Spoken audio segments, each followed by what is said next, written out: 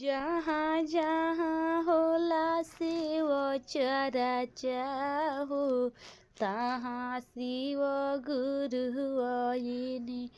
जहाँ जहाँ होला शिव चर्चा हो, तहाँ शिव गुरु आइनि।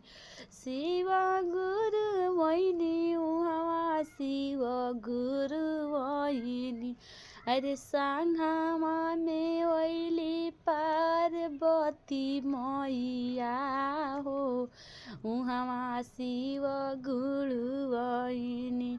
अरे संगमा में ओइनी पार्वती मैया हो, उहाँ गणेश जी आइनि। जहाँ जहाँ होला शिव चर्चा हो, उहाँ ब्रह्मा जी आइनि।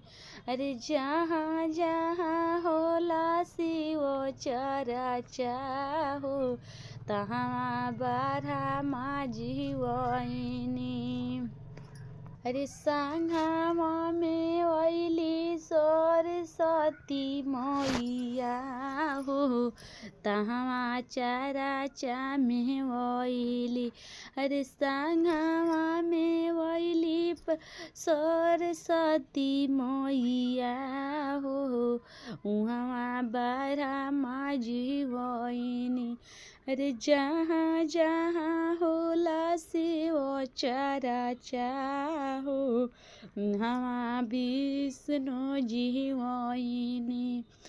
विष्णु जी आइनि उहाँ विष्णु जी आइनि। अरे संगमा में ओइली लक्ष्मी मैया हो, उहाँ विष्णु जी आइनि।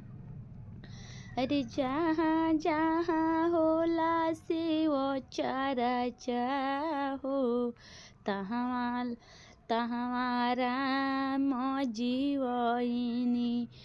जहाँ जहाँ होला शिव चर्चा हो, तहाँ राम जी आइनि। राम जी आइनि उहाँ राम जी आइनि। अरे संगमा में ओइली सीता मैया हो, उहाँ राम जी आइनि। अरे जहाँ जहाँ होला शिव चर्चा हो, तहाँ कृष्ण जी आइनि।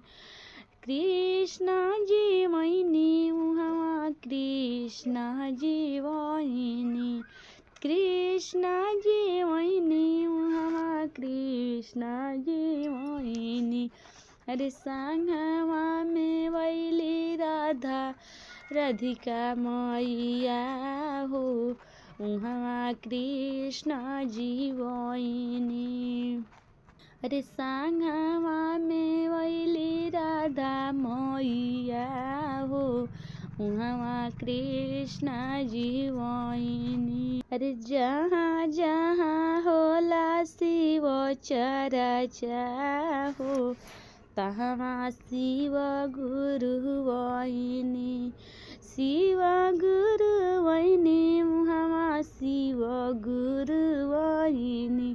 अरे संगमा में ओइली पार्वती मैया हो, उहाँ शिव गुरु आइनि।